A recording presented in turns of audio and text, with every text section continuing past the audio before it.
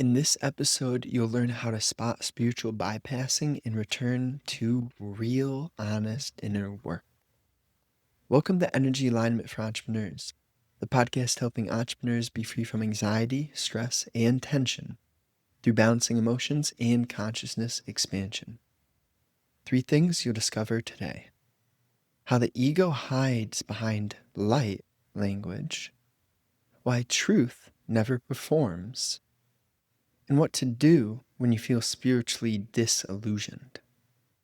Start with the former, how the ego hides behind light language.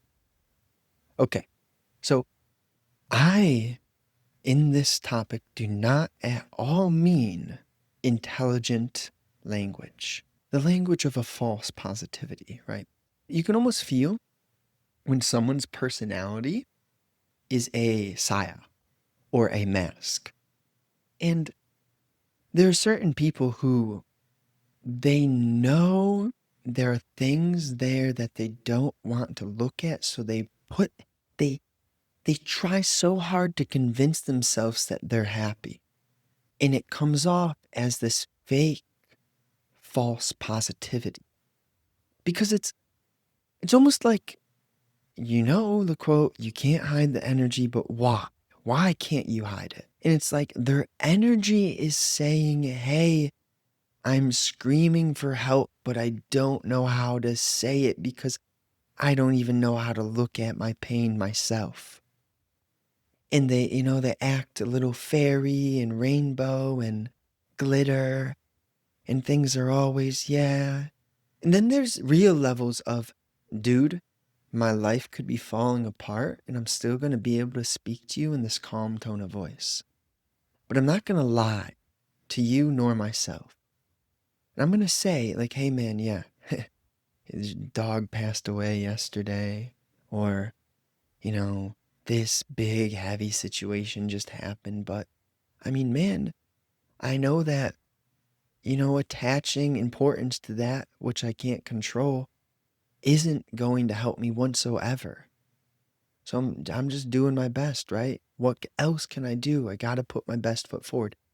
That's not the false positivity that I'm talking about. I'm talking about like this overwhelming exuberance of, oh yeah, things are great. Uh-huh. How you doing? I'm good. How are you? Oh, I'm good. And see, you can have that conversation, and depending on the context of the situation, you could be honest and it could sound just like that. Hey man, how you doing? I'm good. How are you? I'm good as psh, psh, nice to see you.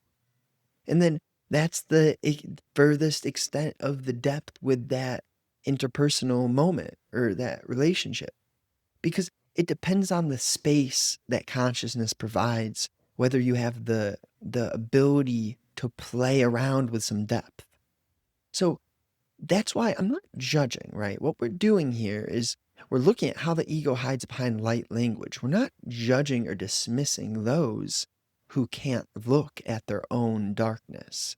It's just maybe if you're listening, you're one of those people who is a bit like falsely optimistic, not necessarily naive, but just trying to keep yourself positive. Sometimes what you need to do is, what do you need to do? Sometimes you need to like let the tears out type of thing, or actually ask for help. Like, how do I look at this thing that's gnawing at me instead of just running from it, right? Or avoiding it. And see, that's the thing. Usually we have a avoidance or a running, which that's what the ego hides behind. And it does it through so many forms. Like ambition could be one of those things that the achievement as well. There's this ego development stage. It's called the hyperachiever. It's when you achieve, you work, work, work at the cost of your sanity. So, like, also in life, it's very common sense too. Like, when are you in your prime physical shape, right? From like 25 to 30, something like that. Lower 20s to lower 30s on average. That's probably, now I'm not judging you if you're in a different stage and this isn't how it panned out for you, but that's probably where you want to be most aggressive in certain endeavors and pursuits. when you have that young rage, that fuel, I mean, not anger, but that young fire, right? So the reason I bring that up is so that we can kind of have this holistic understanding of, all right, like how false positivity looks, how the ego hides behind light language. It's going to come in different forms. And sometimes balance is chaotic. Balance is according to the moment. And being holistic is realizing that life, it's in the moment, but it's also built through time. So, like, what's cool about being in the moment is that time and thought are no longer, but there's still like an underlying context of where we are in the grand scheme of humanity, if you will. So, yes. Now, let's go into why truth never performs. It, see, performance is, it's coming out of an insecurity, and the truth has nothing insecure about it. So, what the truth does is I'm kind of playing with it in everything I've said a little bit earlier, where what have I done? I've contradicted myself a lot. I haven't really said anything concrete in terms of do this or do that, or this is the way, and this person's wrong and this person's right. I haven't really said any of that. Reason I bring that up is because the truth and performance, you see, performance is usually a forced thing. Now, this is different, right? You could say someone's competing in a competition and they're performing, but if the performance is not pre-planned, so how do I put it, right? In UFC, they may be, of course, right? They're going through a training regimen. So there's planning involved, but the actual fight isn't scripted. So there's a way. The best martial artists, you'll see this throughout time if you're real honest with yourself. The best martial artists are always filled with humility. Now, they may have moments, right? Like Khabib's a kind, wonderful guy. He had moments, though. He had moments where he's on tilt, right? And he's like really, Connor's a bad person type of thing, right? You'll see it even like with Roger Gracie. If you listen to him talk, if you watch his highlights, and so then let's bring in someone a bit controversial, because you have Gordon Ryan, who's kind of like a great competition history, but rude in some departments. But then if you watch him teach, he's kind. I mean, there's levels to this, right? But ultimately, what we're getting at is that truth is something where you're not trying. You're in the moment and you're just dancing with something. So, Bruce Lee says, be like water. Why do you be like water? You have to be able to flow and be in rhythm with the drums that you're not beating. You got to be able to feel the beat, even if you're not the creator of the rhythm. Sometimes you are the creator of the rhythm, but sometimes you have to listen. So ultimately, why truth never performs? If usually performance is an act of insecurity because you want to put on a show, because you want to impress others and you care about what others think about you, or you're obsessed with their opinions.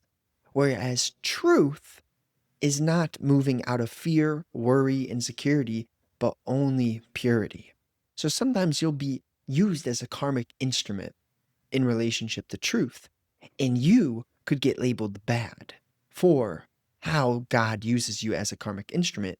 But holistically, you can have the foresight to understand, oh yeah, like that was beyond me. Now, what to do when you feel spiritually disillusioned? All right, let's break this down. The phrase spiritually disillusioned, I would say that this is like you feel lost in your journey, right? That's just how I'm going to sum this up, is what to do if you feel lost in your journey. And okay, the simple thing I could say is surrender, but what does that mean? How do you do it? Like, what's surrender mean? Part of it could be that prayer stance, right? Where you're stretching and your butt's kind of up in the air and you're on your shins and your knees and you're hands are extended upward toward above the top of your head. And you're looking on the ground, you're on the ground, your elbows are on the ground. That prayer stance, if you do that, that is a great way to sort of just ground yourself. Now, what if you're psychologically lost? Well, start with something that you know gets you going. For me, it's always been exercise. For you, probably going to be exercise too. You're a human being. But it could also be like writing a bit to yourself. It could be cleaning the house. That's one of those that I love. It could be folding the laundry. They're doing a big house clean, It could be a full house clean. Could be, the list goes on.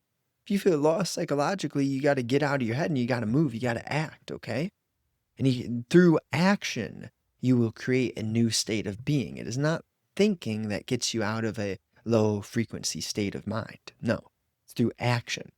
Sometimes action starts in the form of noticing that you're in a low vibration via thought. You notice you're thinking low shit things, then you realize, right, it's time for me to act. Yeah? Okay. So, yeah, that's it, really. I appreciate you. Thank you so much for listening. And share it with a friend if you know someone who would resonate with this. And lastly, if you want to work one on one, we could get you ripped. That's the transformation promise. But it's not solely physical. We're really talking high level consciousness work. So if what I talk about intrigues you whatsoever, sign up for the emails below, and then you could also shoot me an email if you're interested in working one on one. So speak soon. Have a wonderful day.